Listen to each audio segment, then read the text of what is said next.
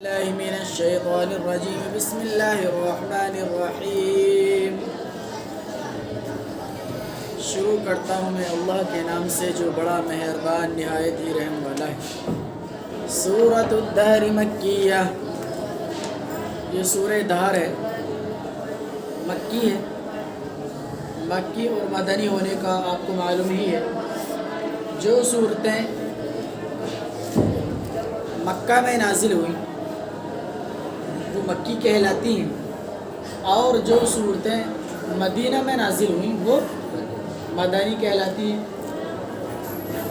اور ایک قول یہ ہے کہ جو صورتیں ہجرت سے پہلے نازل ہوئیں وہ مکی ہیں، اور جو ہجرت کے بعد نازل ہوئی وہ مدنی ہیں۔ بہرحال یہ سورہ دہر ہے۔ سورۃ سابقہ میں، سورۃ سابقہ یعنی گزشتہ سورت میں، کون سی گزشتہ سورت؟ سورہ قیامہ۔ سورۃ سابقہ میں زیادہ تر مضمون جزا و سزا کا اثبات اور اس کی تفصیل تھی۔ کیا تھی؟ اس صورت میں زیادہ تر مضمون جزا و سزا کی تفصیل ہے، اور ساتھ ساتھ انسان کے مکلف ہونے کو بتلایا گیا ہے۔ کیا؟ ساتھ ساتھ انسان کے مکلف ہونے کا بھی ذکر ہے، چونکہ کفار کے انکار جزا اور سزا سے آپ کو حزن ہوتا تھا، آپ کو ٹینشن ہوتی تھی، اس لیے درمیان میں انا نحن نزلنا سے آپ کو تسلی دینا بھی مقصود ہے۔ سورہ دہر کا نام سورۃ الانسان بھی ہے۔ اس سورت کے کتنے نام ہیں؟ 3 نام۔ نمبر 1 سورہ دہر جو قرآن میں ہے، دوسرا سورہ انسان، دوسرا سورۃ الابرار۔ اس میں تحقیق انسان کی ابتدا اور انتہا میں اعمال پر جزا و سزا نیز جنت و جہنم کا بیان مؤثر انداز میں مذکور ہے، یعنی جنت کا بھی ذکر کیا گیا ہے، جہنم کا بھی ذکر کیا گیا ہے، اور ایمان والوں کے لیے طرح طرح کی نعمتوں کا اس صورت کے اندر کیا ہے؟ ذکر ہے، تفصیلاً ذکر ہے۔ تو اس لیے اس صورت کو ابرار بھی کہتے ہیں، یعنی نیک لوگوں کی جزا اس کے اندر بیان کی گئی ہے۔ ترجمہ دیکھیے گا، اس کے ساتھ بعد میں انشاءاللہ مطلب بیان ہوگا۔ هل أتى على الإنسان حين من الدهر لم يكن شيئا مذكورا إنا خلقنا الإنسان من نطفة أمشاج نبتليه فجعلناه سميعا بصيرا۔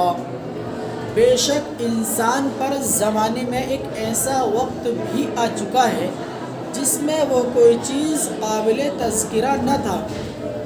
انا خلقنا الانسان من نطفة امشاج، ہم نے انسان کو مخلوق نطفے سے پیدا کیا اس طور پر کہ ہم اس کو مکلف بنائیں، تو ہم نے اس کو سنتا دیکھتا بنایا۔ کس کو؟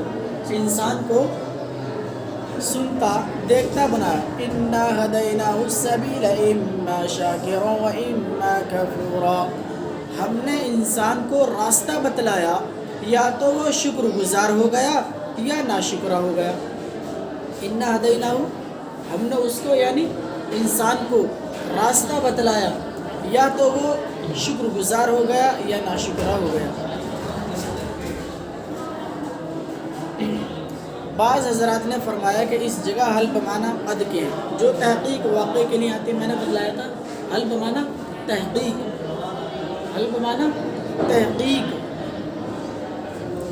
جو واقع ہونے کے لیے۔ مطلب یہ ہے کہ بے شک انسان پر زمانے میں ایک ایسا وقت بھی آ چکا ہے جس میں وہ کوئی ایسی چیز نہ تھا جو قابل تذکرہ ہو، یعنی انسان نہ تھا بلکہ نطفہ تھا۔ کیا تھا؟ بلکہ نطفہ تھا جو مادر رحم کے اندر ہے، ابھی صرف نطفہ ہی ہے، منی کا ایک قطرہ ہی ہے، انسان نہیں بنا ہے، اور نہ ہی ابھی خون جمنا شروع ہوا ہے۔ جو قرآن کریم نے کہا کہ پہلے خون کا لوتھڑا بنتا ہے، پھر مضغہ بنتا ہے، پھر عظام یعنی ہڈی بنتی ہے، پھر اس ہڈی کے اوپر گوشت چڑھتا ہے، تو ابھی اس کی تخلیق نہیں ہوئی ہے، بلکہ کیا مادر رحم کے اندر یہ ابھی صرف ایک پانی کی شکل اختیار کیے ہوئے ہے، صرف ایک نطفہ ہے۔ قرار کہ ہم انا خلقنا الانسان من نطفة امشاج، ہم نے انسان کو مخلوق نطفے سے پیدا کیا، یعنی مرد و عورت دونوں کے نطفے سے۔ جس طریقے سے انسان کی منی خارج ہوتی ہے، جس طریقے سے انسان کی منی خارج ہوتی ہے اور مادر رحم کے اندر وہ منی جاتی ہے، اسی طریقے سے عورت کی منی بھی خود وہیں پر کیا ہے، ٹپک جاتی ہے۔ کہاں؟ خود عورت کے رحم میں، عورت کی بچے دانی میں۔ ہمارے عرف میں بولتے ہیں عورت کی بچے دانی، اور مہذب انداز میں کیا کہتے ہیں؟ مادر رحم، یعنی عورت کی بچے دانی۔ تو اس کے اندر جو ہے دونوں کو نطفے شامل ہوتے ہیں، پھر انسان کی کیا ہوتی ہے؟ تخلیق ہوتی ہے۔ نبتلیہ فجعلناہ سمیعا بصیرا، اس طور پر کہ ہم اس کو مکلف بنائیں، اس کا امتحان و آزمائش کریں کہ یہی اس کو پیدا کرنے کا مقصد ہے۔ انسان کو پیدا کرنے کا مقصد اس کی آزمائش ہے۔ کیا ہے؟ آزمائش ہے۔ میرے خیال سے سورہ ذاریات میں ہے یہ آیت، وَمَا خَلَقْتُ الْجِنَّ وَالْإِنسَ إِلَّا لِيَعْبُدُونِ۔ قرآن کریم نے کہا میں نے وَمَا خَلَقْتُ الْجِنَّ، اللہ سبحانہ وتعالیٰ سورہ ذاریات میں فرماتا ہے کہ میں نے انسان کو اور جنات کو محض اپنی عبادت کے لیے پیدا کیا۔ اور یہاں پر کیا ہے؟ نبتلیہ فجعلناہ سمیعا بصیرا، اس طور پر کہ ہم اس کو مکلف بنائیں، یعنی اس کا امتحان و آزمائش کریں کہ یہی اس کو پیدا کرنے کا مقصد ہے۔ تو یہاں پر کیا دنیا میں انسان پھنس جاتا ہے، طرح طرح سے آزمائشوں میں پڑ جاتا ہے۔ اللہ رب العالمین انسان کو آزماتا ہے، کبھی تنگی دے کر کے، کبھی تنگی دے کر کے، کبھی خوشحالی دے کر کے، کبھی مرض دے کر کے، کبھی شفا دے کر کے، اور کبھی پیسہ دے کر کے بھی آزماتا ہے۔ تنگی میں آزماتا ہے تو اللہ تعالیٰ یہ دیکھتا ہے کہ میں نے اپنے بندے کو جو یہ تنگی دی ہے فی الحال، تو کیا اس تنگی کے اندر وہ اللہ تعالیٰ کی طرف رجوع کرتا ہے یا غیر اللہ سے مدد مانگتا ہے؟ آیا ہم اس بندے کو تو دیکھیں تو اللہ کیا کرتا ہے؟ آزماتا ہے۔ اور یہ اللہ کا اصول ہے کہ اللہ کو جس سے محبت ہوتی ہے اسی کو آزماتا ہے۔ سمجھتے ہیں؟ آزمائشیں کس پہ آتی ہیں؟ جو زیادہ مقرب ہوتا ہے، اور پھر وہ امتحان میں پاس ہو جاتا ہے تو اس کے لیے انعامات ہیں۔ اس کے لیے کیا ہے؟ انعامات ہیں۔ اللہ پیسے دے کر کے بھی آزماتا ہے، ہم نے تمہیں پیسے دیے، اب ہم یہ دیکھتے ہیں کہ تم ان پیسوں میں اور جو ہم نے تم کو مال و دولت اور سرمایہ عطا کیا ہے، تم اس مال و دولت کے ذریعے سے غریبوں کا کتنا حق ادا کرتے ہو، زکوٰۃ دیتے ہو یا نہیں دیتے ہو؟ جو واجبات میں سے زکوٰۃ واجب ہے۔ تو بعض لوگوں کو اللہ رب العالمین نے بہت دولت دے رکھی ہے، لیکن اندر سے ان کی کنڈیشن اور کیفیت یہ ہے کہ جب کوئی سفیر ان سے چندہ مانگنے کے لیے جاتا ہے مدرسے والا، یا کوئی غریب اس کے دروازے پہ دستک دیتا ہے، سوال کرتا ہے، تو اس کو فوراً کیا کر دیتا ہے؟ جھڑک دیتا ہے کہ اس سال تو کام ہی نہیں چل گیا، اس سال تو بہت نقصان ہو گیا۔ تو کیا کر لیتا ہے؟ بالکل مر جاتا ہے۔ کیا ہو جاتا ہے؟ مر جاتا ہے۔ اور اگر بمشکل رسید بنواتا بھی ہے، مثال کے طور پر اس کے اوپر زکوٰۃ 1 لاکھ کی واجب ہے، تو 1 لاکھ کی نہیں نکلتا، مشکل سے 2-4 ہزار روپے کی 2-4 سفرا حضرات سے رسید بنوائی اور بس کام پورا ہو گیا۔ تو کبھی اللہ رب العالمین مال دے کر کے آزماتا ہے، جیسے کہ قارون تھا، جیسے قارون تھا۔ حضرت موسیٰ علیہ السلام نے کہا کہ احسن، احسان کر جیسے کہ اللہ نے تیرے اوپر احسان کیا ہے، یعنی جو اللہ نے تجھے مال و دولت دیا ہے اور تیرے پاس اتنا خزانہ ہے، تو اس میں سے زکوٰۃ دے، صدقات کر، ادا کر، غریبوں کی مدد و امداد کر، احسان کر، امت پہ۔ لیکن اس نے کہا نہیں، یہ تو ہمارے بازوؤں کی کمائی ہوئی ہے، یہ جو دولت ہے ہمارے بازو کی کمائی ہوئی ہے۔ اس نے موسیٰ علیہ السلام کی بات کو تسلیم نہیں کیا اور زکوٰۃ نہیں دی۔ لکھا ہے کتابوں کے اندر کہ اس کے خزانوں کی چابیاں 40 اونٹوں پر لد کے چلتی تھی۔ کتنی؟ 40 اونٹوں پر چابیاں لد کے چلتی تھی، کس کی؟ خزانے کی۔ آج ہندوستان کے اندر نہیں، پوری دنیا میں اتنا کوئی آدمی مالدار نہ ہو۔ اور یوں بھی لکھا ہے، اگر مبالغہ نہ ہو تو، کہ ایک چابی سے 40 تالے کھلتے تھے۔ بلائیے کس قدر دولت ہوگی؟ یہ دینے والا کون ہے؟ اللہ۔ اللہ نے اتنی دولت اس کو عطا کر دی، وہ کہہ رہا ہے یہ ہمارے بازوؤں کی قوت سے آئی ہے دولت۔ لیکن اس نے زکوٰۃ نہیں دی، پھر اللہ نے کیا کیا؟ مٹا دیا۔ آج جو آپ ذرات دیکھتے ہیں ریتے میں جو چمکتے ہیں، چاندی وغیرہ کے ذرات چھوٹے چھوٹے، بعض لوگ فرماتے ہیں اسی کا خزانہ ہے، اللہ نے اس کو ہلاک کر دیا۔ کیا کر دیا؟ ہلاک کر دیا۔ تو اللہ نے کہا نبتلیہ، ہم نے انسان کو اس لیے پیدا کیا تاکہ ہم اس کو آزمائیں۔ تو کبھی اللہ رب العالمین انسان کو کیا کرتا ہے؟ آزماتا ہے، تنگی میں رکھ کے، خوشحالی میں رکھ کے، کہ ہم نے اس کو بندے کو خوشی دی ہے، آئے یہ ہمارا شکر ادا کرتا ہے یا نہیں کرتا۔ تو فرمایا کہ شکر بہت ضروری ہے۔ کیا ہے؟ شکر، نعمت پر شکر اور نہ ملنے پر بھی شکر۔ اے اللہ جس حال میں تو رکھے تیرا شکر ہے۔ جب بندہ شکر ادا کرتا ہے تو اللہ رب العالمین فرماتا ہے لئن شکرتم لازیدنکم، اے بندے اگر تو شکر ادا کرے گا تو میں تجھ کو مزید عطا کروں گا، اتنا عطا کروں گا تیرے حاشیہ خیال کے اندر بھی یہ بات نہیں آئے گی، تیرے حاشیہ خیال کے اندر بھی یہ بات نہیں آئے گی۔ اور اگر تم ناشکری کرے گا، نہیں شکرتم، اور اگر تم ہماری نعمتوں کی ناشکری کرو گے، ان عذابی لشدید، میرا عذاب بڑا سخت ہے۔ دوسری جگہ ہے پارہ نمبر 30 میں، ان بطش ربک، تیرے رب کی پکڑ بڑی سخت ہے۔ اِنَّا هَدَيْنَاهُ السَّبِيلَ إِمَّا شَاكِرًا وَإِمَّا كَفُورًا، اور اس کے بعد جب مکلف ہونے کا وقت آ گیا تو ہم نے اس کو بھلائی برائی پر مطلع کر کے راستہ دکھلایا، یعنی احکام کا مخاطب بنایا، پھر یا تو وہ شکر گزار اور مؤمن ہو گیا یا ناشکرا اور کافر ہو گیا۔ یعنی جس راستے پر چلنے کو کہا تھا، جو اس پر چلا وہ مؤمن ہو گیا، اور جو نہیں چلا وہ کافر ہو گیا۔ اللہ نے دونوں راستے انسان کے لیے کیا کر دیے؟ واضح کر دیے، بتلا دیے کہ سیدھے راستے پر چلو گے تو جنت،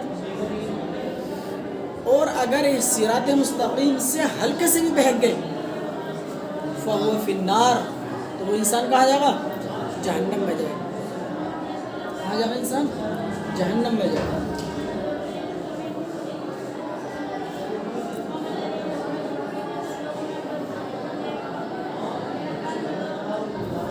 إِنَّا هَدَيْنَاهُ السَّبِيلَ إِنَّا أَعْتَدْنَا لِلْكَافِرِينَ سَلَاسِلَ وَأَغْلَالًا وَسَعِيرًا، ہم نے کافروں کے لیے زنجیریں اور طوق اور آتش سوزیں تیار کر رکھی۔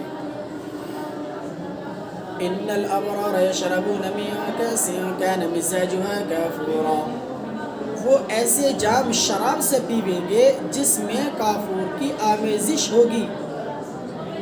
عَيْنًا يَشْرَبُ بِهَا عِبَادُ اللَّهِ يُفَجِّرُونَهَا تَفْجِيرًا، یعنی ایسے چشمے سے جس سے خدا کے خاص بندے پئیں گے، جس کو وہ جہاں چاہیں گے بہا کر لے جائیں گے۔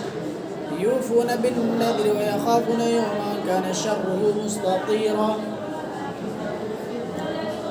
وہ لوگ واجبات کو پورا کرتے ہیں اور ایسے دن سے ڈرتے ہیں جس کی سختی مستطیرہ عام ہوگی، جس کی سختی عام ہوگی۔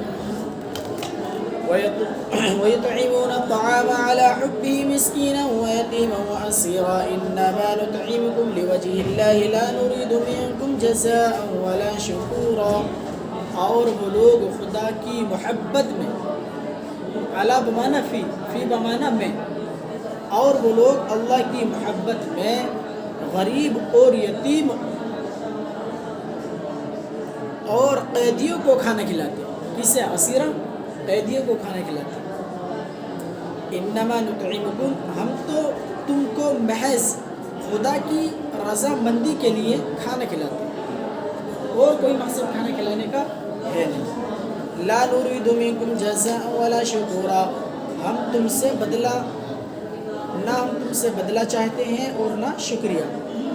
إِنَّا نَخَافُ مِن رَّبِّنَا يَوْمًا عَبُوسًا قَمْطَرِيرًا فَوَقَاهُمُ اللَّهُ شَرَّ ذَلِكَ الْيَوْمِ وَلَقَّاهُمْ نَضْرَةً وَسُرُورًا وَجَزَاهُم بِمَا صَبَرُوا جَنَّةً وَحَرِيرًا، ہم اپنے رب کی طرف سے ایک سخت اور تلخ دن کا اندیشہ رکھتے ہیں، سو اللہ تعالیٰ ان کو اس دن کی سختی سے محفوظ رکھے گا اور ان کو تازگی اور خوشی عطا فرما دے گا، اور ان کی پختگی کے بدلے میں ان کو جنت اور ریشمی لباس دے گا۔ متکئین فیہا علی الارائک لا یرون فیہا شمسا ولا زمہریرا، اس حالت میں کہ وہ وہاں مسحریوں پر تکیے لگائے ہوئے ہوں گے، نہ وہاں تپش پاویں گے اور نہ جاڑا، زمہریرہ کے معنی جاڑا۔ وَدَانِيَةً عَلَيْهِمْ ظِلَالُهُ وَذُلِّلَتْ قُطُوفُهَا تَذْلِيلًا، اور یہ حالت ہوگی کہ درختوں کے سائے ان پر جھکے ہوئے ہوں گے اور ان کے میوے ان کے اختیار میں ہوں گے۔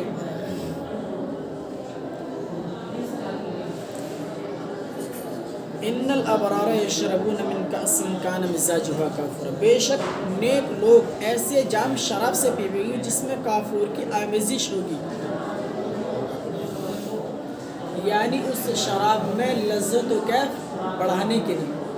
جیسے کہ اہل عرب زمانے جاہلیت میں جب شراب عام تھی، شراب حرام نہیں ہوئی تھی، تو شراب کا مزہ دو بالا کرنے کے لیے، لذت و کیف بڑھانے کے لیے اس میں کیا ملاتے تھے؟ کافور ملایا کرتے تھے۔ کافور اس لیے ملایا کرتے تھے تاکہ شراب پینے میں مزہ اور زیادہ آئے۔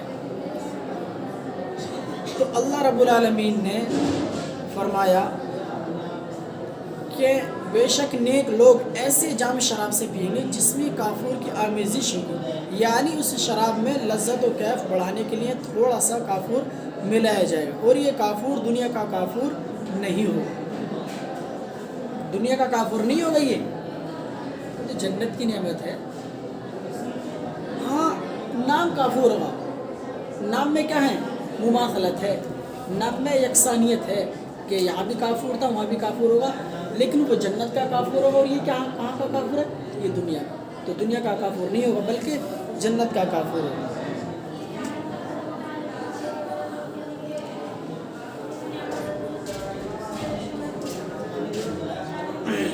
وَيُفَجِّرُونَهَا تَفْجِيرًا، اور اس چشمے کو وہ خاص بندے جہاں چاہیں گے بہا کر لے جائیں گے، یعنی اللہ تعالیٰ جنتیوں کے لیے جنت کی نعمتوں کو، یعنی اس کی نہروں کو ان کے تابع کر دے گا۔ جنتی حضرات جہاں چاہیں گے اس نہر کو بہا کر کے لے جائیں گے، جہاں چاہیں گے وہاں کر کے لے جائیں گے، کوئی روک ٹوک نہ ہوگی۔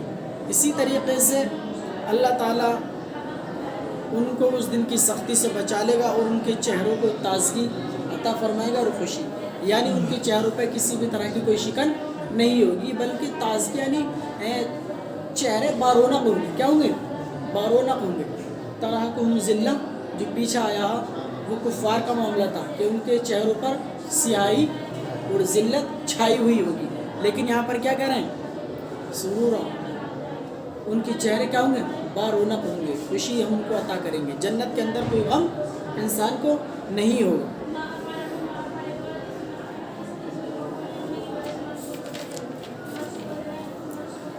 ایک بات آئی تھی کہ واجبات کو پورا کرتے ہیں، یوفون بالنذر، تو واجبات سے مراد ایک تو یہی واجبات ہے، نماز ہے، روزہ ہے، زکوٰۃ ہے، حج ہے، ان کو پورا کرتے ہیں، اور وہ واجبات بھی اور وہ چیزیں بھی جن کو یہ بطور نظر مان لیتے ہیں، ان نظروں کو بھی کیا کرتے ہیں؟ یہ پورا کرتے ہیں۔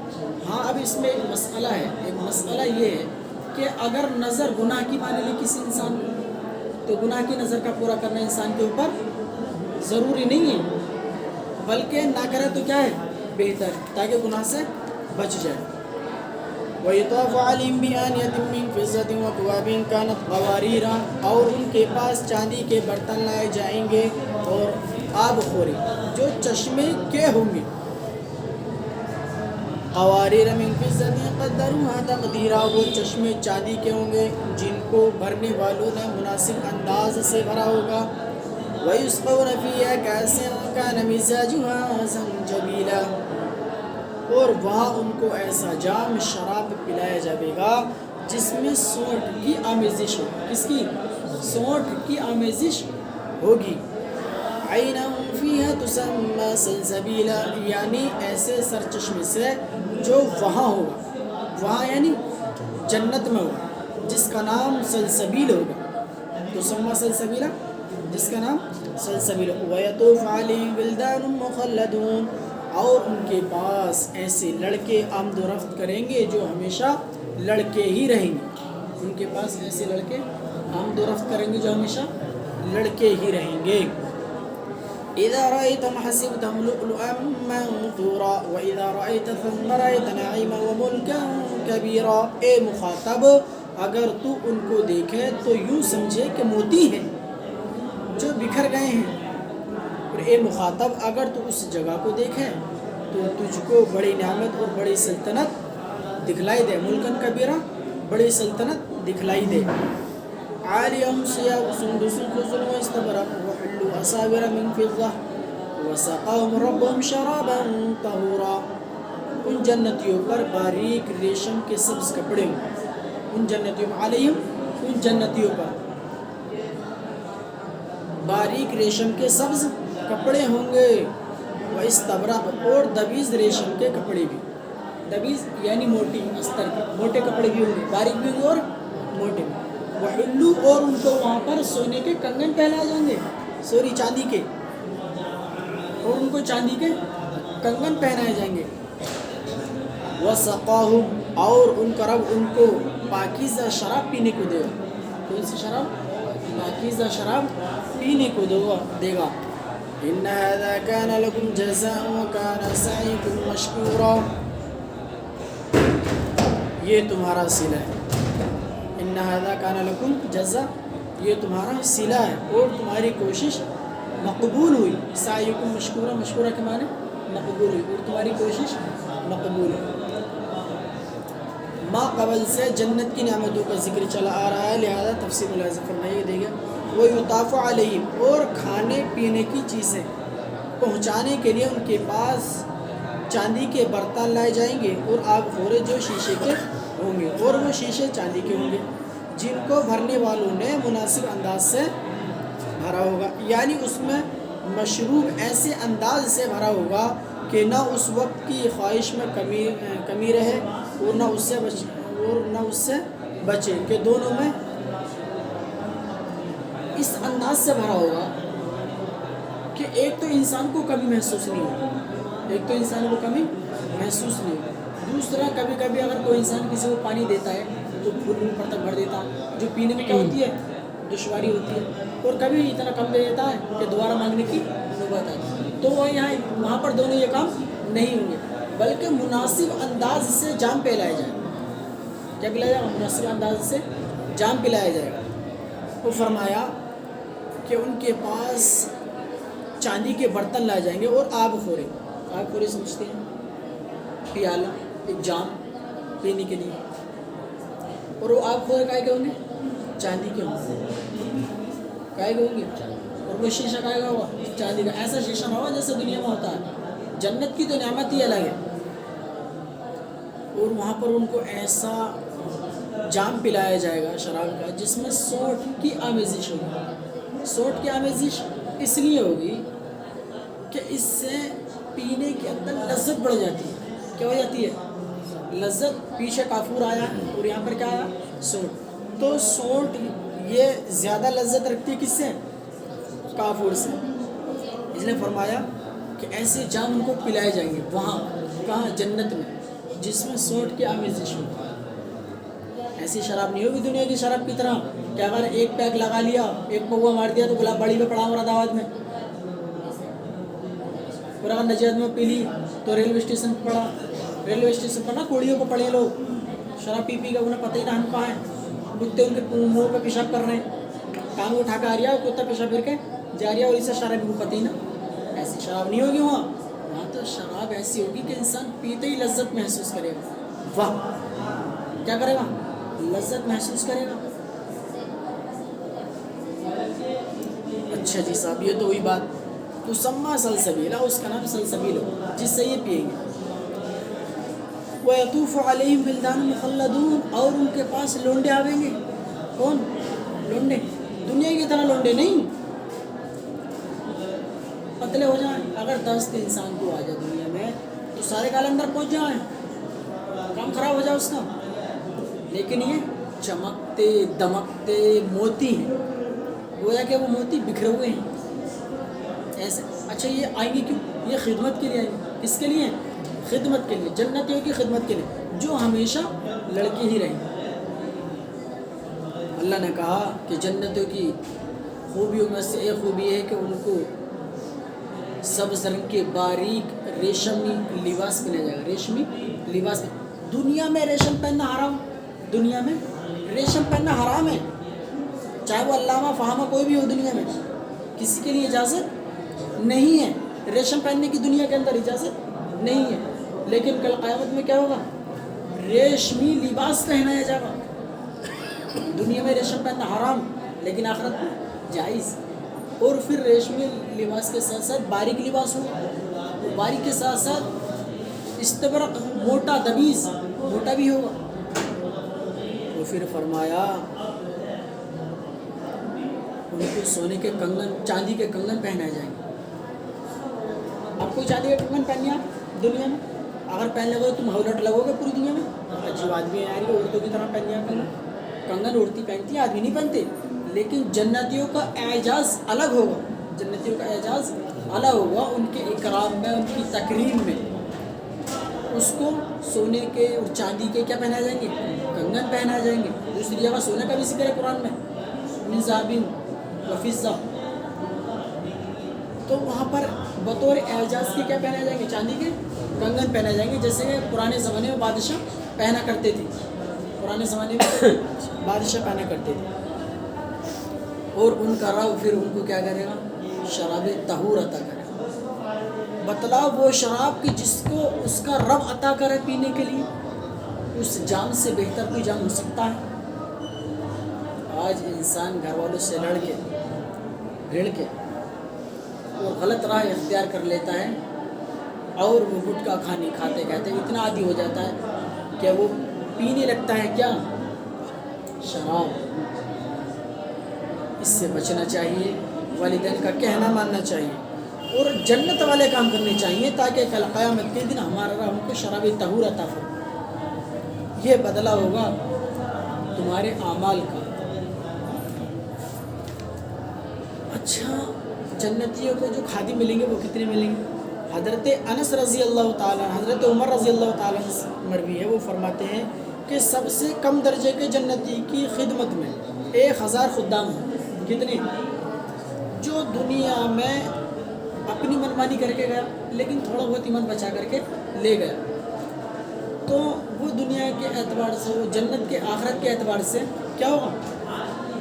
سب سے کم درجے کا جنتی ہوگا، آخر میں اس کو نکال کر کے جہنم سے لایا جائے گا۔ تو حضرت عمر کہتے ہیں کہ سب سے کم درجے کے جنتی کو اللہ رب العالمین 1000 خدام عطا فرمائے۔ اس کی خدمت کے لیے کتنے آدمی ہوں گے؟ 1000۔ اور حضرت انس رضی اللہ تعالیٰ روایت کرتے ہیں کہ سب سے کم درجے کے جنتی کے سر کے پیچھے 10,000 خادم ہوں گے بغرض خدمت۔ کتنے؟ 10,000۔ عمر رضی اللہ عنہ کی اس میں روایت میں کتنے؟ 1، اور ان کی انس کی 10,000۔ میرے بھائی اور دوستو، دنیا میں تو دبا پلانے کے لیے عورت آدمی کا ساتھ نہ دیتی۔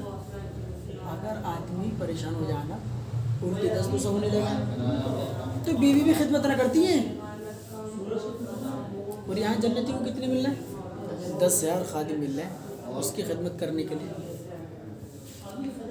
اور یہاں پر کچھ نہ دیکھیں، اِنَّا نَحْنُ نَزَّلْنَا عَلَيْكَ الْقُرْآنَ تَنزِيلًا، ہم نے آپ پر قرآن تھوڑا تھوڑا کر کے اتارا ہے۔ فَاصْبِرْ لِحُكْمِ رَبِّكَ وَلَا تُطِعْ مِنْهُمْ آثِمًا أَوْ كَفُورًا، سو آپ اپنے پروردگار کے حکم پر مستقل رہیے، یعنی جمے رہیے، اور ان میں سے کسی فاسق کا یا کافر کے کہنے پر نہ چلیے، یعنی کہنے میں نہ آئیے۔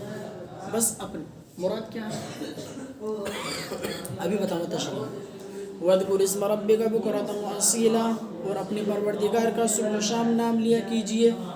وَمِنَ اللَّيْلِ فَاسْجُدْ لَهُ وَسَبِّحْهُ لَيْلًا طَوِيلًا، اور کسی قدر رات کے حصے میں بھی اس کو سجدہ کیا کیجیے، اور رات کے بڑے حصے میں اس کی تسبیح کیا کیجیے۔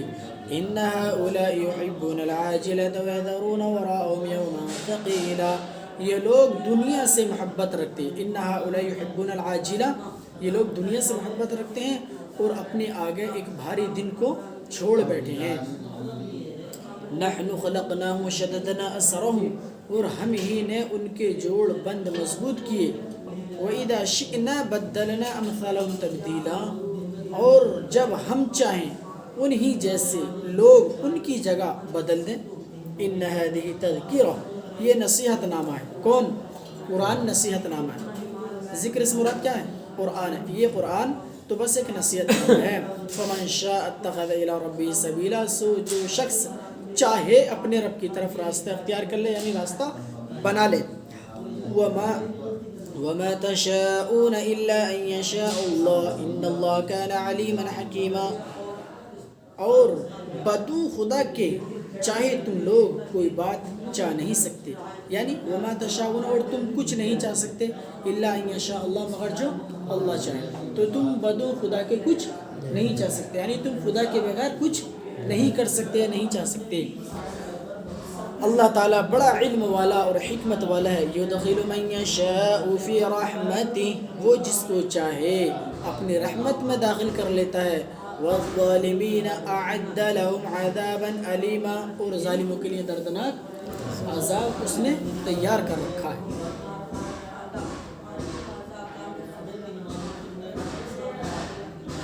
اللہ رب العالمین نے کہا ہم نے قرآن آپ پر تھوڑا تھوڑا نازل کیا. تھوڑا تھوڑا نازل کیا.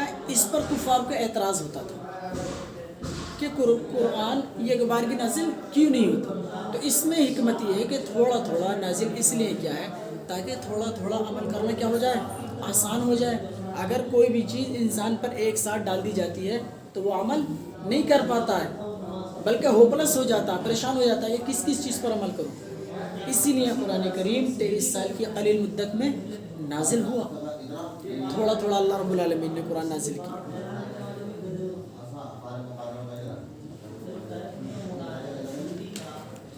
اس کے بعد اللہ نے کہا کہ آپ اپنے رب کے حکم سے صبر کیجیے. جو یہ لوگ آپ کو کاہن کہتے ہیں، مجنون کہتے ہیں، دیوانہ کہتے ہیں، اور یہ کہتے ہیں کہ قرآن اللہ کا کلام نہیں ہے، اور یہ جو طرح طرح کی باتیں آپ کی شان اقدس میں پیش کرتے ہیں، آپ کیا کیجئے؟ صبر کیجئے. اور ان کافروں میں سے، ان لوگوں میں سے کسی کافر کا، کسی فاسق کا کہنا مت مانیے. کیا مطلب اس بات کا؟ یعنی جو آپ تبلیغ کر رہے ہیں، یعنی جو آپ تبلیغ کر رہے ہیں، سوتا ہے میں، جو آپ تبلیغ کر رہے ہیں اپنی اس تبلیغ کے کام سے مت رکیے، بلکہ اپنا کام جاری رکھیے. اپنا کام جاری رکھیے، جو یہ کرنا ہے کرنے دیجیے. پھر ایک کام اور کیجیے، صبح و شام اپنے رب کا نام لیا کیجیے. نبی کو حکم ہے، نبی کے واسطے سے امت کو حکم ہے. کس کو؟ یہ میں سمجھ رہے نا کہ یہ بات تو صرف نبی کے لیے نہ، نبی کے واسطے سے امت کے لیے. لہٰذا اگر کوئی پریشانی ہو اللہ کو یاد کرو، خوشحالی ہو تو بھی اللہ کو یاد کرو، اور رات میں اس کو سجدہ کیجیے. مراد تہجد کی نماز ہے، مراد تہجد کی نماز ہے، اور اس کی تسبیح کیا کیجیے. ان هؤلاء يحبون العاجلہ، عاجلہ کہتے ہیں جلدی ہاتھ میں آ جانے والی چیز. تو یہ لوگ دنیا کو چاہتے ہیں، دنیا کی خواہش رکھتے ہیں، دنیا سے محبت کرتے ہیں، اور اپنے سامنے ایک بڑے دن کو بلا بیٹھے ہیں، چھوڑ بیٹھے ہیں. جو ایک بڑا دن آنے والا ہے، حدیث کے اندر ہے کہ وہ دن کتنے سال کا ہوگا. وہ دن ایک روایت کے اندر ہے کہ 1000 کا ہوگا، اور ایک روایت کے اندر ہے کہ 50,000 سال کا ایک دن ہوگا. اب دونوں میں بظاہر اختلاف نظر آ رہا ہے. اختلاف کچھ نہیں ہے. جو لوگ زیادہ کفر کرنے والے ہوں گے، جنہوں نے دنیا کے اندر زیادہ حضور صلی اللہ علیہ وسلم کو ستایا، یا زیادہ مطلب اپنی عناد پر، اپنی ضد پر، اپنی ہٹ دھرمی پر اڑے رہے، ان کو وہ دن 50,000 سال کے برابر لگے. اور جو کم درجے کے کافر ہے نا، تو ان کو وہ دن کیسے لگے گا؟ 1000 سال کے برابر. تو بظاہر کوئی تعارض نہیں ہے. لیکن جو نیک لوگ ہیں، ابرار ہیں، نیک ہیں، ایمان والے ہیں، ان کو وہ دن ایسا لگے گا جیسے کہ ایک وقت کی نماز، جیسے کہ ایک وقت کی نماز. ایک دم انشاءاللہ وہ کیا ہو جائے گا ان کے لیے؟ دن آسان ہو جائے گا. سورہ مزمل میں ہے نا یوم یجعل الولدان شیبا، کہ اس دن سے ڈرو کہ جس دن بچے بوڑھے ہو جائیں گے. سمجھ رہے ہیں نا؟ بہت خطرناک دن ہوگا، نفسی نفسی کا عالم ہوگا. اگر یہ باپ اپنے بیٹے سے، کہ جس باپ نے اپنے بیٹے کے لیے دنیا میں تن من دھن کی بازی لگا دی، اپنا سر کا پسینہ ایڑی تک بہا دیا، اور اپنا خون سرخ سے کالا کر لیا اولاد کے چکر میں کماتے کماتے، اور کھانا اعلیٰ اور اچھا کھانے کی بجائے چٹنی کھائی اور نلیاں سکھا لی، یہ باپ اگر بیٹے سے قیامت کے دن نیکی مانگے گا نا کہ ایک نیکی دے دو بیٹے میرے، ایک نیکی دے دے، میں نے تیرے لیے بڑی محنت کی، بڑی جافرشانی سے تیرے لیے محنت کر کے تجھے مطلب یہاں تک پہنچایا، بیٹے مجھے ایک نیکی دے دے تاکہ میرا کام بن جائے. بیٹا کہے گا یا رب نفسی، اے اللہ میری جان، اے والد محترم آپ ہی مجھے ایک نیکی دے دیجیے، آپ تو میرے ابو ہیں نا، تاکہ میرا کام بن جائے اور میں اس خطرناک ہولناک دن سے بچ کر کے جنت میں چلا جاؤں. نہ باپ بیٹے کا ہوگا، نہ بیٹا باپ کا ہوگا. سمجھتے ہیں؟ بیوی بھی نہیں ہوگی، جس بیوی کی خاطر آدمی گھر سے بے گھر ہے، یہ بھی نہیں ہوگی. اعمال کا سکہ چلے گا. کیا چلے گا؟ اعمال کا سکہ چلے گا، جس کے اعمال جیسے ہوں گے ویسے. تو فرمایا کہ یہ لوگ دنیا سے محبت کرتے ہیں اور آخرت کو چھوڑ بیٹھے ہیں، اپنے آگے ایک بھاری دن کو بلا بیٹھے ہیں. یہ یقین نہیں کرتے کہ قیامت آئے گی، لیکن وہ آئے گی، لیکن وہ آئے گی. کب آئے گی اس کا کسی کو علم نہیں ہے. حضور اکرم صلی اللہ تعالیٰ علیہ وسلم نے کچھ نشانیاں بتلا دی ہیں، وہ پوری ہو جائیں گی، وہ جیسے کہ ہو رہی ہیں، وہ کچھ رہ گئی ہیں.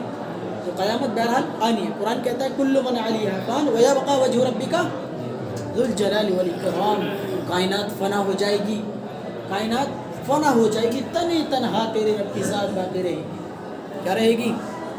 تنی تنہا تیرے رب کی ذات. تو فرمایا اللہ تعالیٰ نے اگر نحن خلقناکم، ہم ہی نے ان کے جوڑ مضبوط، ہم ہی نے ان کو پیدا کیا اور ہم ہی نے ان کے جوڑ مضبوط کیے. اللہ نے انسان کو پیدا کیا، اللہ نے کہا ہم ہی نے. بعض لوگ کہتے ہیں کہ جی تم تو یوں کہتے ہو، اللہ فرماتے ہیں ابا الٹ خود اللہ کہہ رہا ہے قرآن میں ہم ہی نے ان کو پیدا کیا. جمع کا صیغہ تھا خود اللہ رب العالمین اپنے لیے استعمال کر رہا ہے. تو ہمارے بعض لوگ کہتے ہیں ہمارے بھائی کہ جی اللہ تو ایک ہے، تو آپ یہ کیوں کہتے ہو کہ اللہ فرماتے ہیں؟ نہیں، اللہ نے فرمایا نحن خلقنا، ہم ہی نے ان کو پیدا کیا. تو جو جمع کا صیغہ اللہ نے اپنے لیے استعمال کیا، یہ اللہ کی عظمت شان کو بڑھانے کے لیے بیان کیا ہے. جیسے کہتے ہیں نا میں نے یہ کام کیا، تو ہم کہتے ہیں ہم نے ماشاءاللہ یہ کام کیا. تو انسان جب اپنے آپ کو ہم کہتا ہے تو ایک اس کو لگتا ہے کہ میں بھی کچھ ہوں. تو جو سب کو پیدا کرنے والا ہے وہ اپنے آپ کو کہہ رہا ہے کہ ہم ہی نے ان کو پیدا کیا. تو یہ اعتراض نہیں کرنا چاہیے، یہ کم عقلی کی اور بے عقلی کی بات ہے. بہرحال ہم ہی نے انسان کو پیدا کیا، وَشَدَدْنَا أَسْرَهُمْ، اور ہم ہی نے ان کے جوڑ مضبوط کیے. جوڑ سے مراد یہ کیا ہے؟ یہ جوڑ ہے. دنیا میں لوہا 2 سال آپ اس کو کنٹینیو استعمال کر لیں گھس جاتا ہے. اگر کوئی انجن 2 سال چل جائے، کھیت میں پانی دیتے ہوں یا ٹریکٹر چل جائے تو اس کے نوزل پلنجر کیا ہو جاتے ہیں؟ گھس جاتے ہیں. اسپرنگ ہے، 2 سال اگر ایسا کر کے کھینچنے لگاتا ہے تو ٹوٹ جائے گا، گھس جائے گا. لیکن 70 سال انسان جی رہا، کبھی کوئی ٹوٹا، اپنی جگہ سے ہٹا، مضبوط. اللہ نے کہ نہ یہ ہڈیاں گھستی ہیں، نہ یہ گھستی ہیں، نہ یہ گھستی ہیں، بلکہ اللہ نے اپنی قوت سے کیا بنایا؟ انہیں مضبوط بنایا. تو پھر فرمایا کہ اگر ہم چاہیں انہی جیسے لوگ ان کی جگہ بدل دیں. اگر یہ لوگ ایمان نہیں لا رہے تو اللہ کے لیے کوئی مشکل نہیں ہے. اللہ چاہے تو ان کے علاوہ دوسری مخلوق پیدا کر لے، پھر وہ مخلوق اللہ پر ایمان لیا. کوئی مشکل ہے اللہ کے لیے؟ اس لیے فرمایا نبتلیہ، ہم نے اس لیے انسان کو پیدا کیا تھا کہ ہم اس کو آزمائیں کون ایمان لاتا ہے اور کون ایمان نہیں لاتا ہے. اللہ کے لیے کوئی مشکل نہیں ہے. کن فیکون، جب وہ کسی چیز کا ارادہ کرتا ہے تو بس اتنا کہنا ہوتا ہے کن فیکون، تو وہ چیز عمل میں آ جاتی ہے. یہ لفظ کن اور فیکون بھی انسانی طبیعتوں کو سمجھانے کے لیے تعبیر استعمال کی گئی، ورنہ اللہ رب العالمین کن فیکون جملے کا بھی محتاج نہیں ہے. یہ دخیلو اچھا اور تم اللہ کے چاہے بغیر کچھ نہیں کر سکتے. تم چاہو کہ ہم ایمان لے آئیں تو جب تک اللہ نہیں چاہے گا تم ایمان نہیں لا سکتے. جب تک اللہ نہیں چاہے گا تم کوئی بھی خیر کام انجام نہیں دے سکتے. تو پھر فرمایا کہ یہ قرآن کریم ایک نصیحت نامہ ہے. جس شخص کا دل چاہے اس سے نصیحت حاصل کر لے. بے شک اللہ تعالیٰ بڑا علم والا بڑا حکمت والا ہے. اللہ تعالیٰ کا علم ازلی ہے اور اللہ تعالیٰ ازل سے ہے اب تک رہے گا. حکمت والا ہے دانا ہے سب کچھ ہے اللہ تعالیٰ. پھر فرمایا کہ یدخل من یشاء اللہ جس کو چاہتا ہے اپنی رحمت میں داخل کر لیتا ہے. اور بات یہ ہے کہ ظالموں کے لیے کیا ہے دردناک عذاب اللہ نے تیار کر رکھا. کون سے ظالموں کے لیے؟ جو دنیا میں ظلم کرتے ہیں. اگر وہ مسلمان بھی مسلمان پر ظلم کرے گا تو اس آیت کا مصداق بن جائے گا اور کافر تو اس آیت کے مصداق ہیں ہی. اس لیے کسی پر ظلم کرنے سے بچنا چاہیے. اور جو لوگ ایمان یافتہ نہیں ہیں ان کو ایمان لانا چاہیے کہ اسلام دھرم ہی اصل دھرم ہے. کیا ہے؟ اسلام دھرم ہی اصل دھرم ہے. اس کے علاوہ کوئی دھرم قابل قبول اللہ کے یہاں نہیں ہوگا. تھوڑے دن کی زندگی ہے پھر اندھیری رات ہے. آج مزے اڑا لو اور اللہ پر ایمان نہ لاؤ تو بھیا اس میں کس کا گھاٹا ہے؟ اللہ کا گھاٹا ہے. انسانیت کا انسان کا خود کا اپنا گھاٹا ہے.